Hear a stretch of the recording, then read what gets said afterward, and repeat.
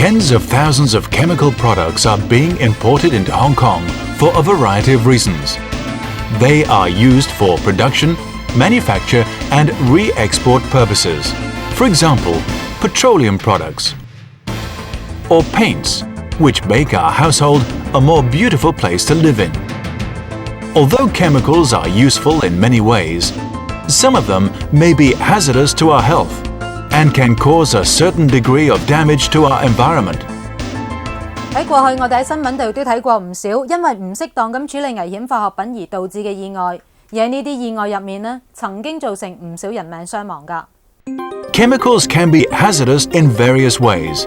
According to the Dangerous Goods Ordinance, dangerous goods can be listed into 10 categories. They are explosives, compressed gases, corrosive substances, poisonous substances, substances giving off inflammable vapors, substances which become dangerous by interaction with water, strong supporters of combustion, readily combustible substances, substances liable to spontaneous combustion, and other dangerous substance. Chemicals can also be hazardous because of their radioactive, sensitive,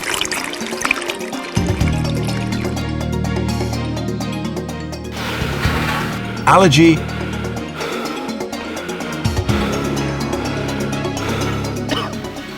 asthma,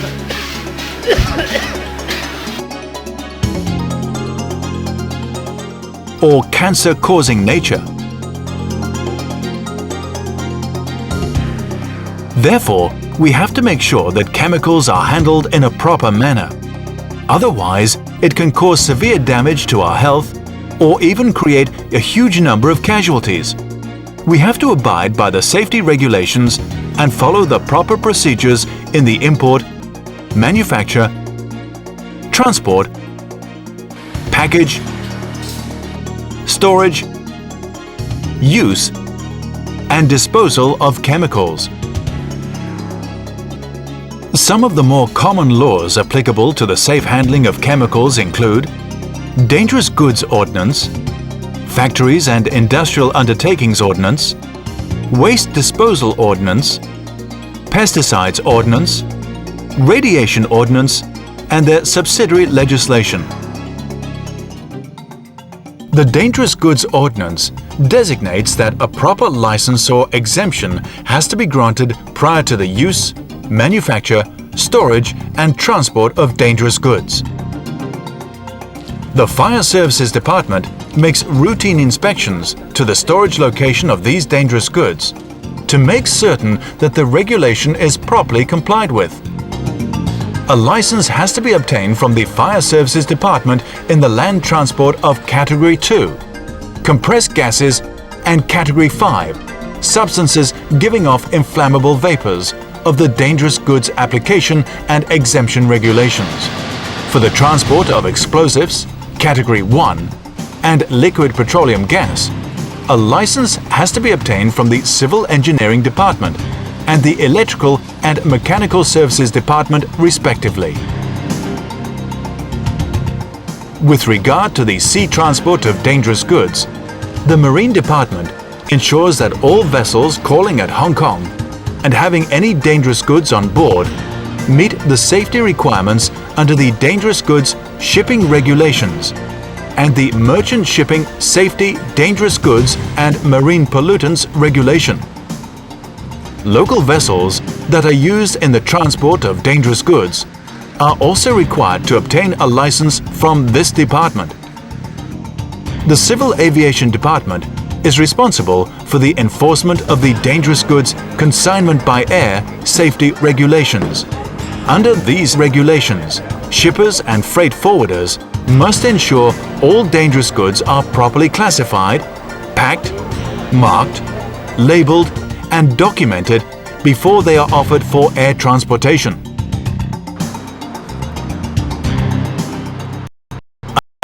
the Pesticides Ordinance, all pesticides, whether they are imported, manufactured locally or repackaged, have to be registered and licensed by the Agricultural, Fisheries and Conservation Department.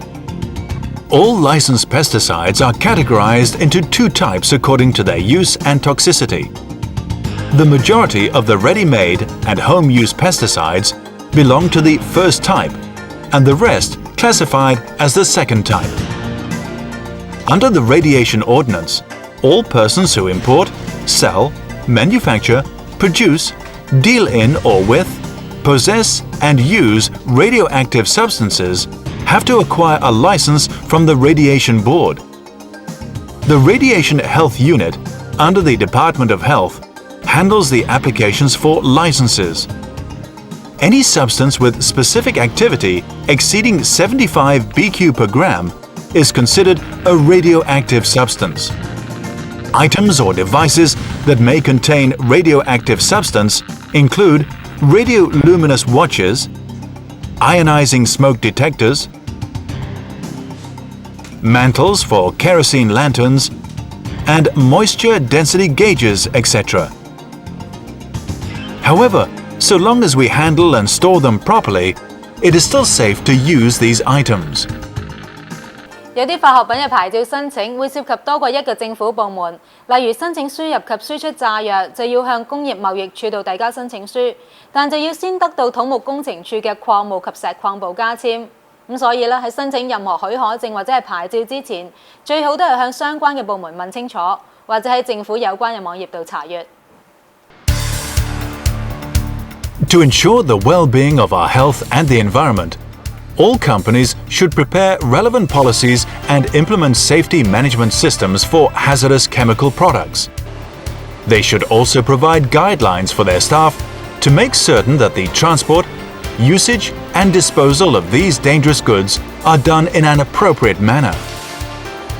Apart from the commitment by the management, we also need the concerted effort and cooperation from the other departments, such as procurement, warehouse, and the workmen to put the policies and procedures into practice. Each company should also assign designated personnel to carry out routine inspection at the work area and make a record of all the relevant information, such as the type of chemical, quantity stored and location, quantity used and location, etc. Let us use this form as reference. In addition, the company should check with the Fire Services Department or other relevant government departments for the legal requirements with regard to the storage of these dangerous goods, and make sure that the amount stored does not exceed the exempted quantity. And according to the nature of these chemicals, they should be stored in separate locations. You can make reference to the information provided by vendors. In the management of these hazardous chemicals, one of the most important aspects is the health and safety information of each chemical, which is often provided by the suppliers in the form of a Material Safety Data Sheet, or MSDS. The MSDS details the identity and composition of the chemical, safety and health hazards, and safety measures, etc. Other than the MSDS, the management should also make sure that the emergency and first aid procedures and equipment are in place, and the firefighting equipment is routinely checked by registered fire service installation contractors. It is extremely dangerous to use or store excessive amounts of dangerous goods, and the labeling of these goods can help minimize the risk. According to the Factories and Industrial Undertakings Dangerous Substances Regulations, each chemical container should be properly labeled to indicate to the workman the possible risks and safety measures when using that chemical. Each label should contain the name of the dangerous substance, a risk symbol, particular risks inherent in the chemical, and the safety precautions required regarding the chemical. 要有效咁控制化學品嘅風險，首先就要做風險評估，呢個環節係不可或缺嘅，並且應該由接受過有關訓練嘅人士負責，目的係協助避免危害或者係控制已經出現嘅風險。Risk assessment is an evaluation process to assess the likelihood of the hazardous properties of a chemical or the hazards of a chemical process causing harm to the staff. It starts off with the identification of all hazardous chemicals used or present in the work process, the possible safety and health hazards it may pose, and who might be affected. Then we have to determine the frequency and duration of exposure to the chemical, extent of the exposure, and the effectiveness of control and protective measures in minimizing exposure, so as to evaluate whether the workers are overexposed to the chemical. 評估程序同埋結果應該妥為記錄。咁如果工作程序有所改變呢，就應該重新進行風險評估，跟住呢就係制定同埋實行控制措施。Some of the practicable control measures include the substitution of hazardous chemicals with less hazardous ones, isolation or enclosure of the source, work area or the worker, improvement in the workplace ventilation, installation of local exhaust ventilation systems, and the use of personal protective equipment. The workman should work in accordance with the safety measures, such as no smoking or eating while handling hazardous chemicals, maintenance of good personal hygiene, and adherence to the safe operating procedures. Training should be provided to the workman on the general safety rules and measures in handling hazardous chemicals, including how to read the label and MSDS of each chemical, as well as the work and emergency procedures. The workman should also be trained on the proper selection, use, inspection, and maintenance of their personal protective equipment. The personal protective equipment includes gloves, safety goggles, respiratory protective equipment, protective clothing, and safety shoes and boots, etc. Another vital element of the training process is the emergency preparedness and procedures in dealing with chemical spills at the workplace. This is to ensure that the staff is familiar with the emergency response plan and the appropriate action to take. The management should organize regular drills and make amendments to the emergency response plan whenever necessary. In addition, appropriate emergency equipment should be in place and properly maintained, including fire extinguishers, showers or eye wash stations, etc. First aid knowledge is of course mandatory for all staff. The safety procedures should be closely monitored and regularly reviewed to ascertain that they are appropriate. The line management should make sure that these procedures are communicated to the workmen in an effective and efficient manner. The inspection and audit should cover the type of chemicals in the work area, the use and the storage location, method and quantity of each chemical. Chemical hazards are not limited to industrial areas and factories. They can be present in hospitals or clinics because of their medical, laboratory or sanitary use. The laboratories in secondary schools and universities also use hazardous chemicals in their teaching and research. Apart from the employer, the line management and workmen should all work hand in hand to ensure that safety at handling chemicals is achieved. In addition, the respective government departments will also carry out on-site routine checks. For example, the Labour Department conducts regular visits to make sure that both the employer and employees are working in compliance with laws. For example, the Factories and Industrial Undertakings Dangerous Substances Regulations and the Occupational Safety and Health Regulation.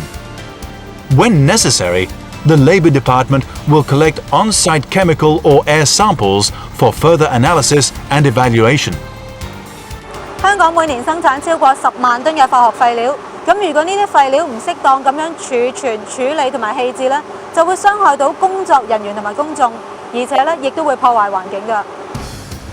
Under the Waste Disposal, Chemical Waste General Regulation, any person who produces or leads to the production of chemical waste is called a chemical waste producer and has to be registered with the Environmental Protection Department.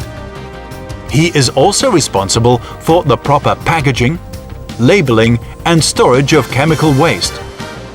A licensed chemical waste collector will then pick up these chemical waste for proper disposal. The Chemical Waste Treatment Center in Qingyi is owned by the Government of Hong Kong.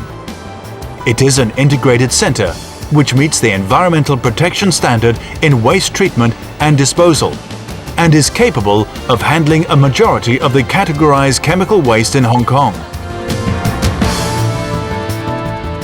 The authorized operators of the center also provide chemical waste collection service to the chemical waste producers. Under the Waste Disposal Charges for Disposal of Chemical Waste Regulation, users of the Chemical Waste Treatment Center are required to pay for the service. The implementation of the Polluters Pay principle is to encourage the users to reduce, recycle and reuse the chemical waste. Hong Kong has to deal with a huge number of hazardous chemicals every day.